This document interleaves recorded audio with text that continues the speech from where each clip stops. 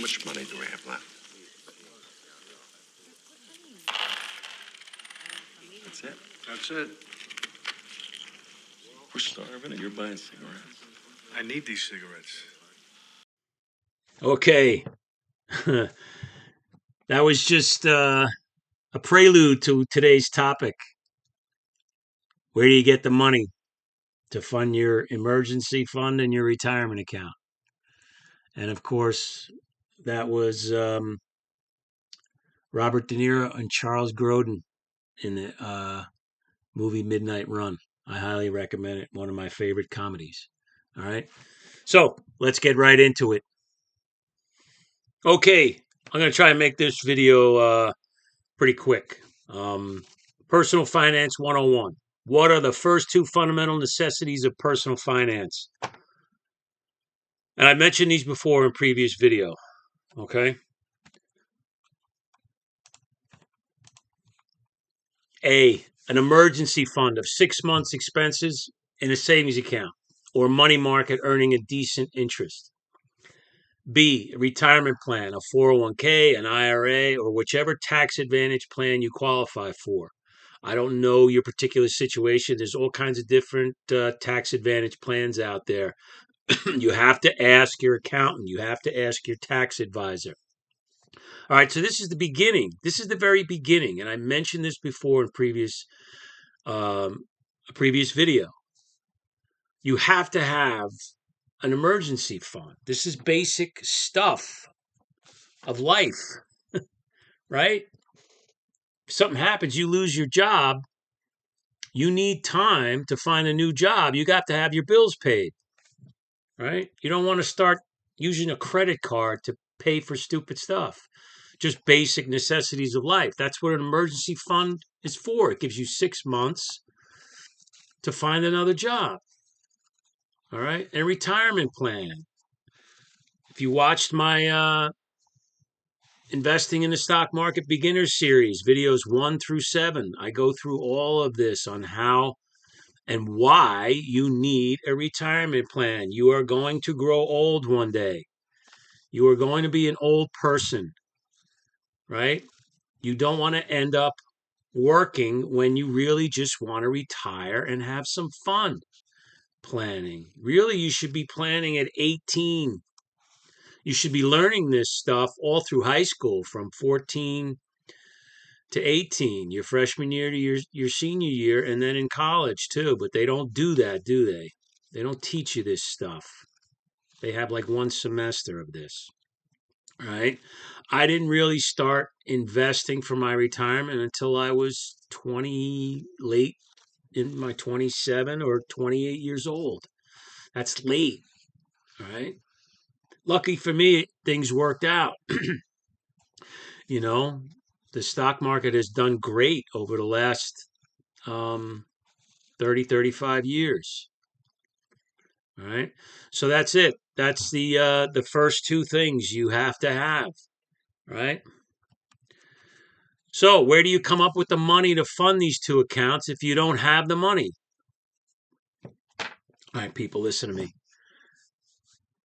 You have to take the time to examine your expenses. So I just mentioned that I didn't get started in investing until I was 28, right? I had a lot of expenses. I had credit card debt. I wasn't saving, right? In my 20s, I pretty much had a dead-end job, you know. I hadn't finished college yet. So you have to plan. You have to sit down and take the time to examine your expenses. That's something I did not do. You can be farther ahead of me, provided the stock market does for you what it's done for me. You can be far ahead of me if you plan this out right. And if you plan it early, if you start earlier than me, you can get away with putting less money away each month because, as I mentioned in a previous video, the thing with investing, it's not how much you invest or how well your investment does, although that has something to do with it. But the real The real thing is time. How long you invested. Okay? So here's 10 things you're doing to sabotage your finances. How do I know you're doing it? Because I did the same stuff. And so does everybody else. When you're young, you do stupid things. You don't think about the future. You're just having a good time. All right? So get a pen and paper and let's get to work. You have to write these things down and be honest with yourself and find out of each of these things. What are you spending your money on? If you sit here and tell me I can't afford to fund an emergency fund and retirement plan, that's a wrong answer. The right answer is you can't afford not to do those things. You can't afford not to have an emergency fund. You can't afford not to have a retirement plan. All right. So let's look at the 10 things, and there's probably a lot more, but these I think are the major ones. All right. Smoking or vaping or other nicotine nonsense. Was I a smoker in my 20s? Yeah. Did I waste a lot of money smoking and I eventually quit anyway? Yeah. Yeah. If I could go back and think of the amount of money that I spent on cigarettes, I was a pack-a-day smoker from the time I was 18 until the time I was 32. And when I quit smoking, you ready for this? I quit smoking July 5th, 1994. A pack of cigarettes, I think, was $1.90. What is it now? $10? What is this vaping stuff? You go in a convenience store, they have mountains of different kinds of. They're absolutely ripping you off, right? There's no reason for you. Find a way to quit this stuff. Why are you letting something as stupid as nicotine sabotage your retirement? What are you going to do in your 60s, 70s, and 80s when you got to go to work because you didn't save for retirement? You're going to sit there, well, I had a good time vaping. You're not going to think of what a great time you had vaping. Number 2, your daily coffee at your favorite coffee place. Look, I'm out and about in the world. I'm a retired guy. I have all the time in the world to go out and enjoy myself, go for a drive, go for a walk. I see what everybody does, the lines at Starbucks. You're paying what? What are you paying? You're paying $5, $6, $7, $8, $10 for coffee every morning? I mean, add that up. Add that up. That's a lot of money throughout the year. Going back to cigarettes, if you're a pack-a-day smoker and the pack of cigarettes is $10, that's $300 a month, right? Multiply that times 12. See what you get. That's your. Here, let's look at it. Let's go to NerdWallet. This is the investment return calculator. Let's put this money in. You're spending $300 a month on coffee or cigarettes. Let's put it in. So we're starting with an initial investment of $1. We're investing it for 35 years at 8.5% return, and we're putting in $300 a month, monthly. What does it come to? At 8.5% interest, it's not $10. It's $720,000 in 35 years. This is just an 8.5% return with $300 a month in an account, earning 8.5% for 35 years. It's not $10 that you're giving up. It's $720,000. Here, go to NerdWallet, find the investment return calculator, and put the money that you're wasting in this. Start with an initial investment. You can't put zero. They make you put something in there. Put $1, invested at 35 years at an 8.5% annual return, and put in the amount of money you're wasting on stuff and see what you get. You're wasting $400 a month on nonsense? That's almost $1 million in 35 years. It's not $10. Are you starting to see this now? I hope so. All right, 8.5%. That's child's play if you're investing in the S&P 500 index fund, a decent mutual fund, a growth mutual fund. 8.5%. You can do that. Just $400 a month over 35 years at 8.5% in a good growth mutual fund like the S&P 500 Index Fund or the S&P 500 exchange traded fund. You're talking about almost $1 million. It's not $10. Retirement plan you could be putting in. Same with this coffee stuff. Go to the supermarket, buy a pound of coffee, and make your coffee at home. You could save a ton of money if you really took the time to write down how much you're spending on this stuff. Why do you think Starbucks is such a successful company? Because people are making coffee at home and saving money? No, because they just love going to Starbucks and spending all that money.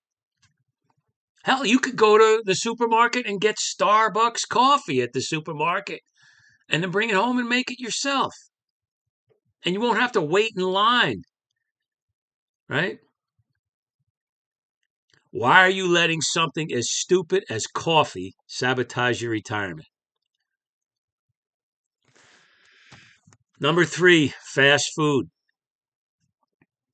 People, if you looked at my senior year yearbook, you'll see 2 fat people in it out of my entire class. About 2. I live next to a high school. I see these kids.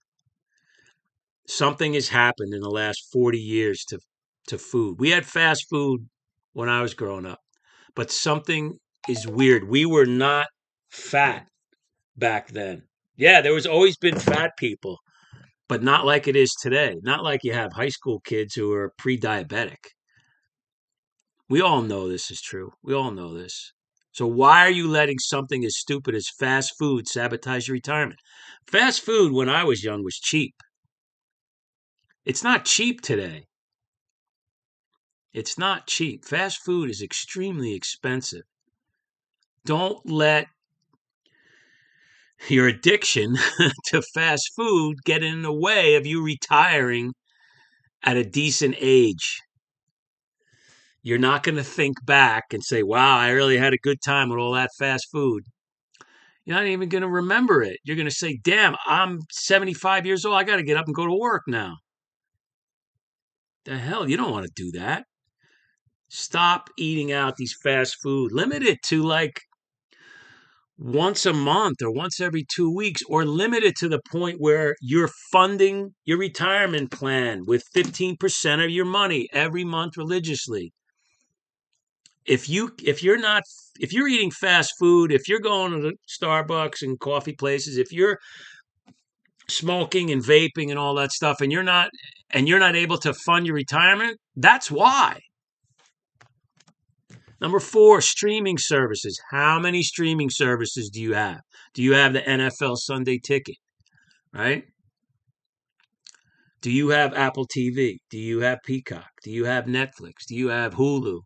Do you have on and on and on? You probably have so many streaming services you don't even know what you have. You're not checking your credit card statement every month.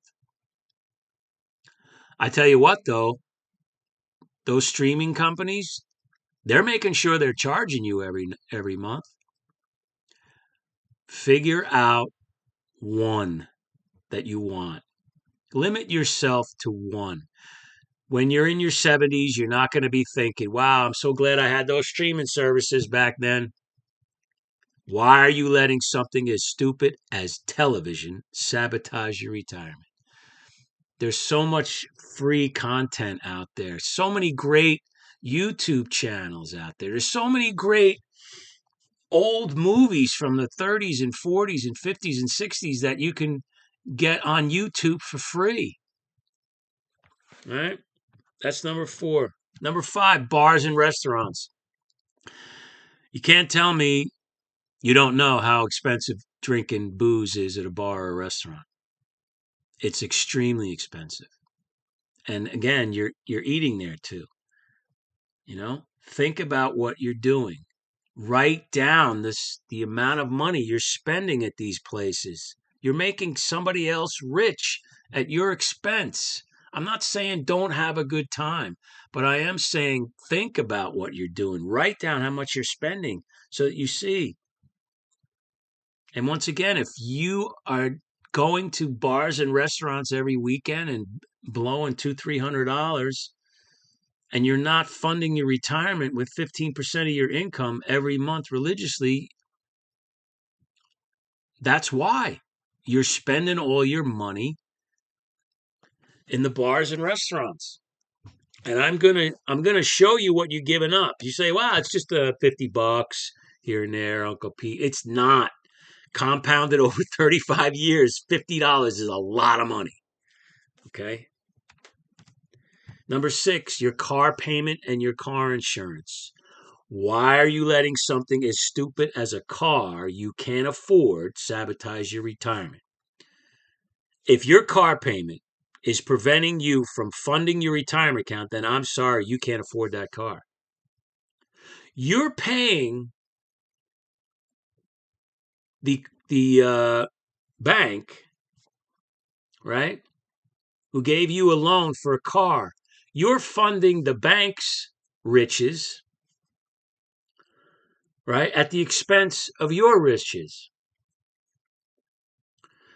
If you are making a car payment that prevents you from funding your retirement, you cannot afford that car.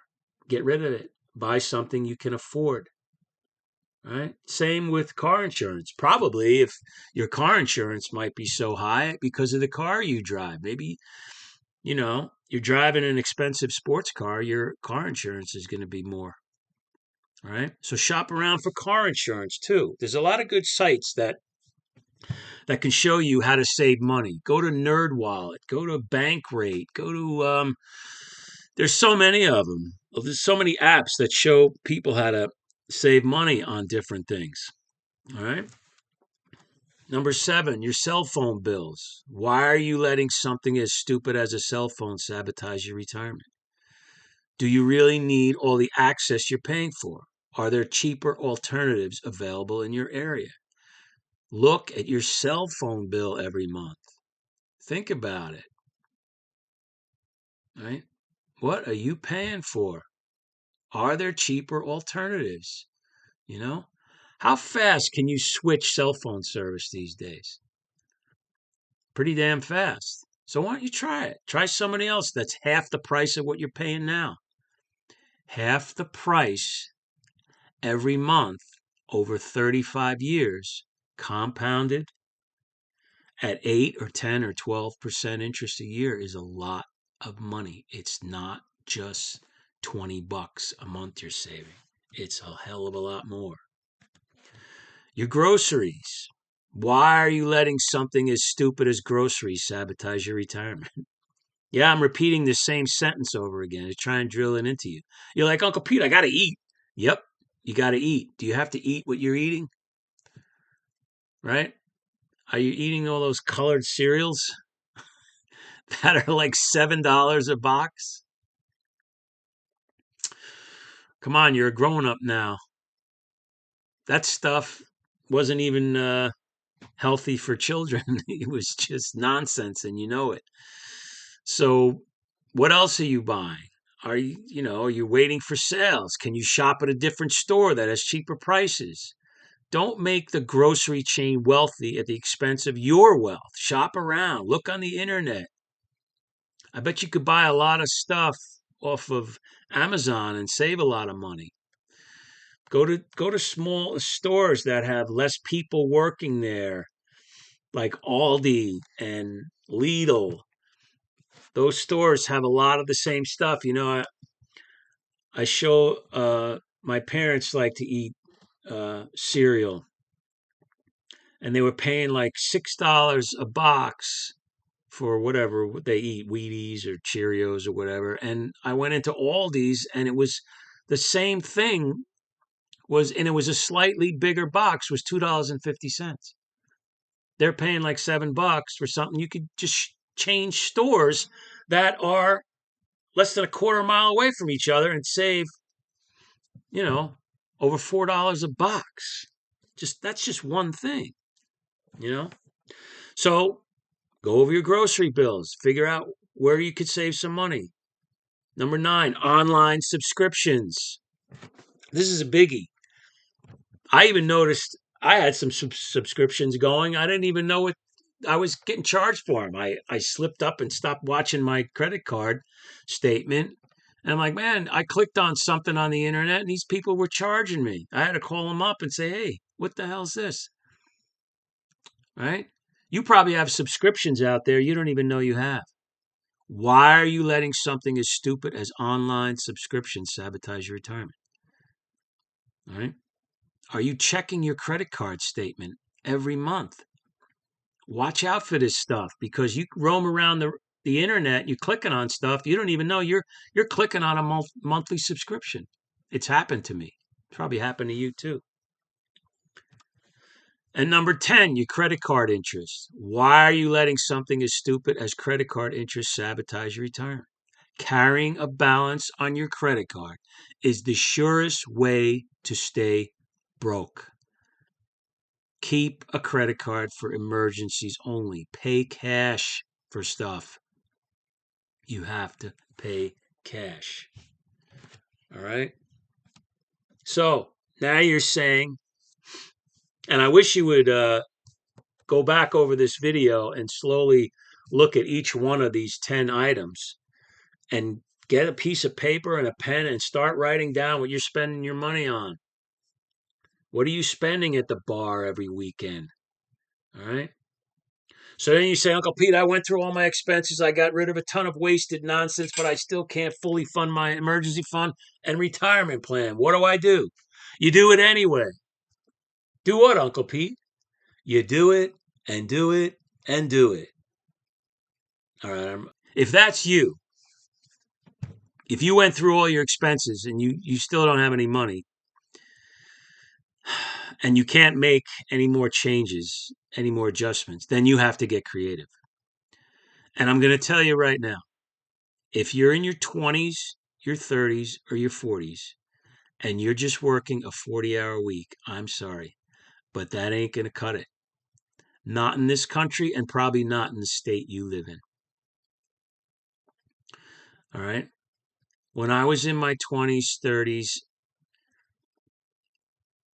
I did not just work 40-hour weeks. I had a couple of jobs. I worked a lot. I worked a lot, and I worked a lot, and then I worked some more. Don't be fooled into thinking, wow, I got this great job out of college. I'm making some good money. Be careful about that because what you make means nothing. It's what you're saving and investing that's important. Are you blowing your money on stuff? Are you living beyond your means? All right. Uncle Pete, you want me to get another job? Yep.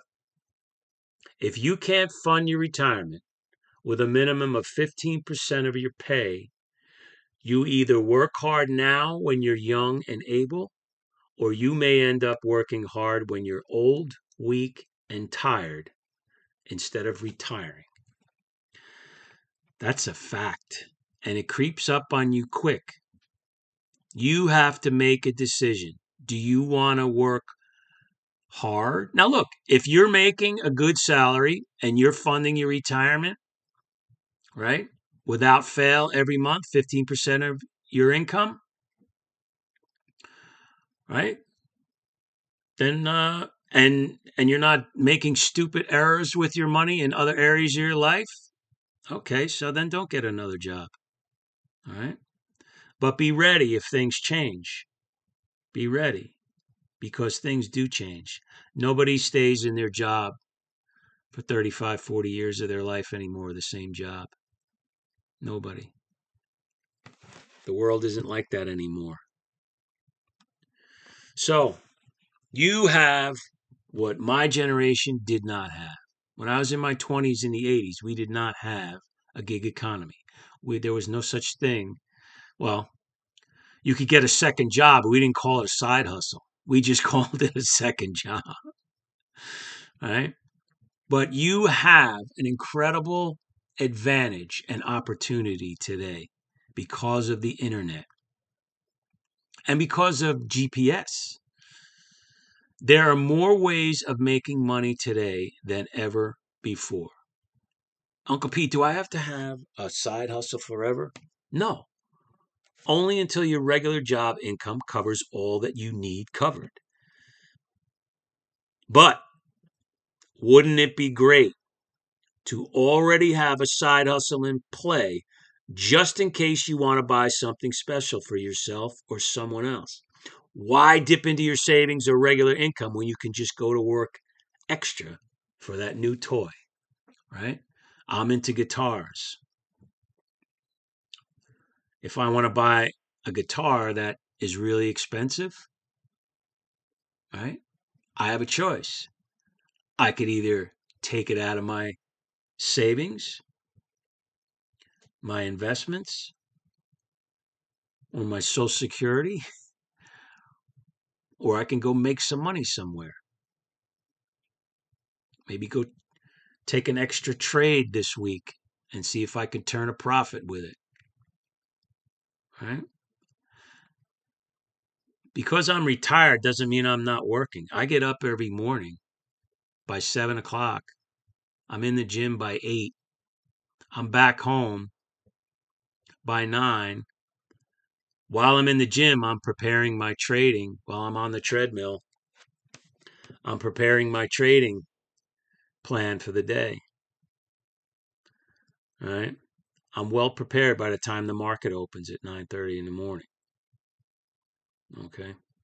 So there's no gatekeepers anymore for you finding a job. When I wanted to get a second job, right, I had to put together a resume in some cases, right? I had to apply for the job and I had to sit in front of somebody and they had to decide whether they liked me or not, right? But today you could sign up for something like DoorDash, and as long as you have a decent car, a good driving record, and you can pass a background check, you're in and you're off to the races and you can work when you want. I didn't have that luxury. When I had a second job, they told me when I had to come into work, how long I had to work, when I got my lunch break, when I got a dinner break, right? When I can leave, what I had to do, right? What orders I had to take, or whatever the case may be. Today, you're driving for DoorDash, for instance. And personally, I think DoorDash is a great way to make extra income. At least in my area. I don't know what your area might be like. You'd have to run the numbers and try it out and see if it's profitable. But nobody is in your way getting accepted by DoorDash other than you having a decent car, a good driving record, and you can pass a background check. That's it. And you're in and you're off. And you work when you want to work. You turn that app on when you want to work. You shut that app off when you don't want to work. If you're out on a shift and you want to go get a cup of coffee, which I suggest you go home and get, right? You just pause the app. There's no boss standing there saying, "Hey, what the hell do you think you're doing? Get back to work." You get back to work when you're ready. All right? And I'm going to go over in a minute the different amounts of money at different income levels that equal 15% of your pay, right? And if you can't get that 15% of your pay somewhere, then find something in the gig economy.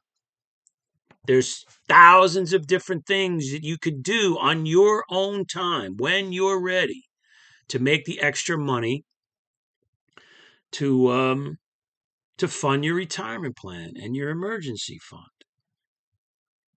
You're living in an incredible time in human history where you could do something like this.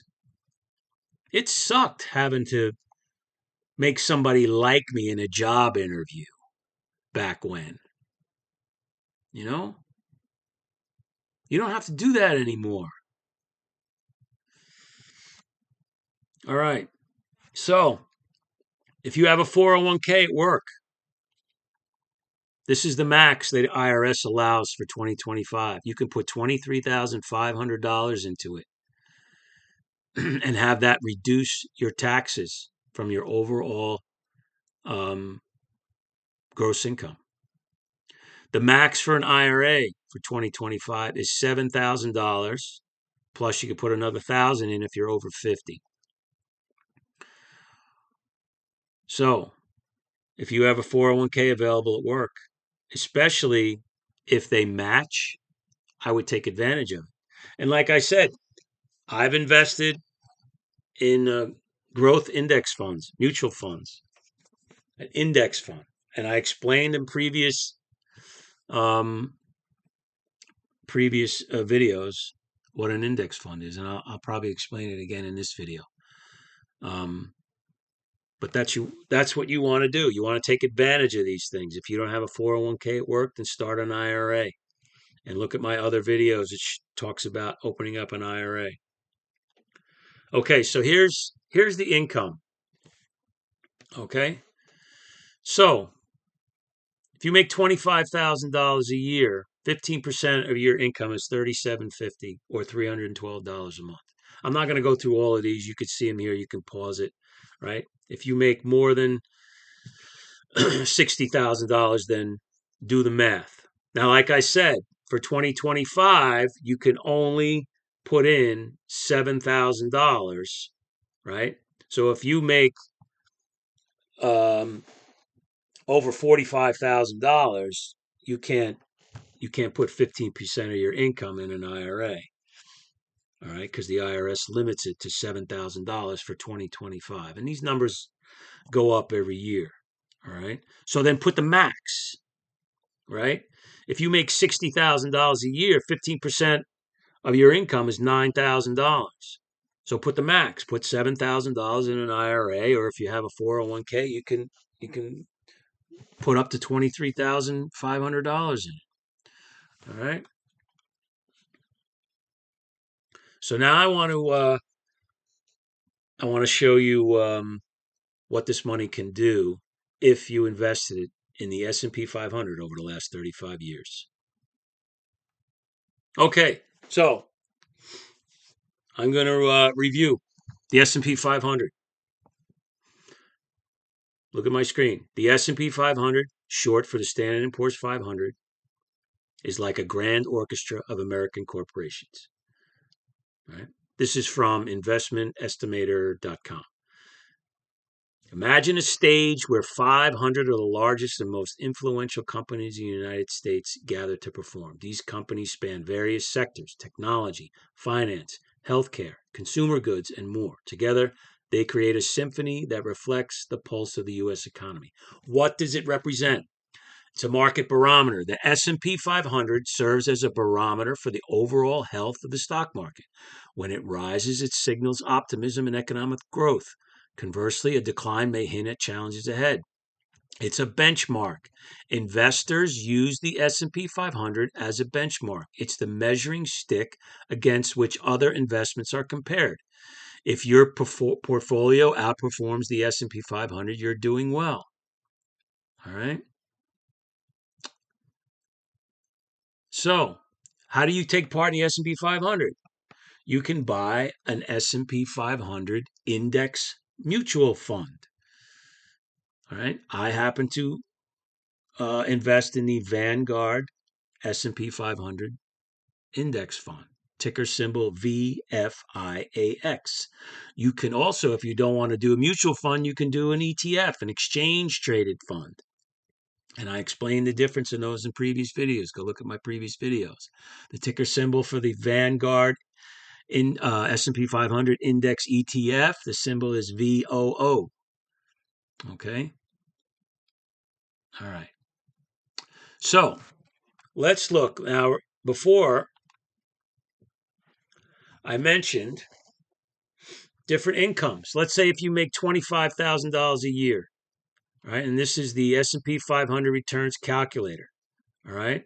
Now this is measuring what the S&P 500 did over the last 35 years. I have this marked out 35, right? So if the S&P 500 does in the next 35 years what it's done in the past 35 years, this is where your money could grow. So let's start.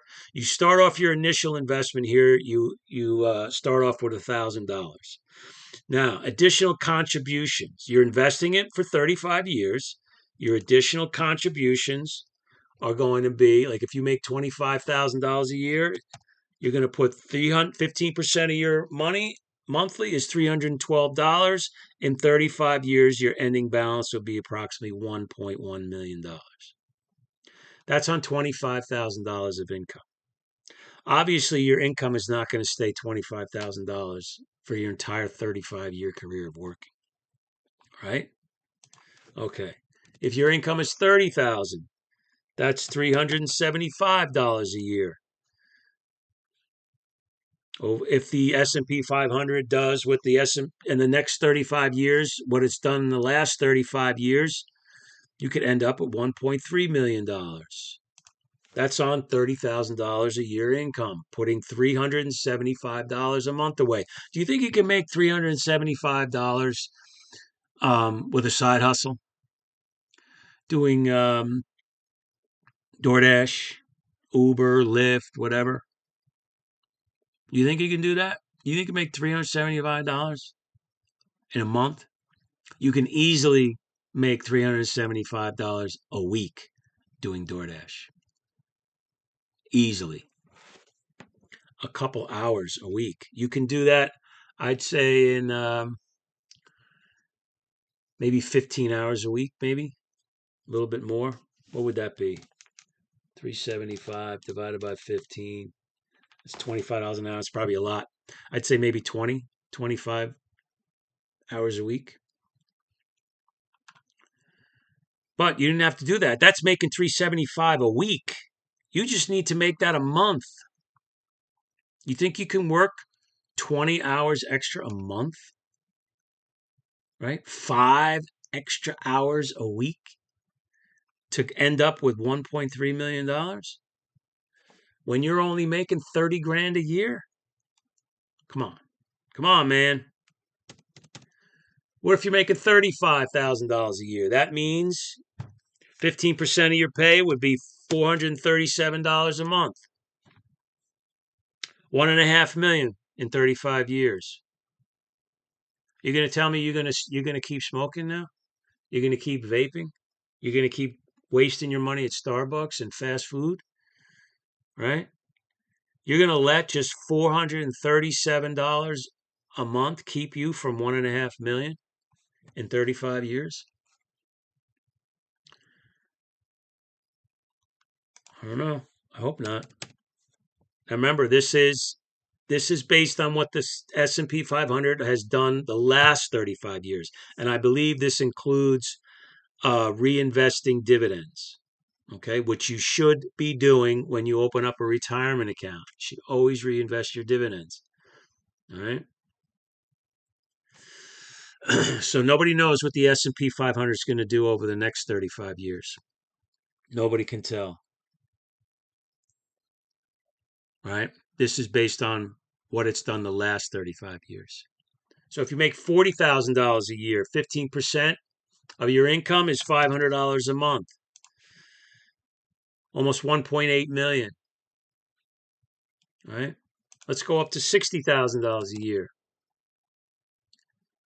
Let's say if you put the maximum in an IRA. Let's say you don't have a 401k at work, you only have an IRA, right? So 7,000 divided by 12 is $583 a month. You could put $583 a month in the S&P 500. You could have over $2 million in 35 years. Do you think you have some choices in 35 years? If you're 22 years old, you're out of college, 35, right? 35. You're 57 years old.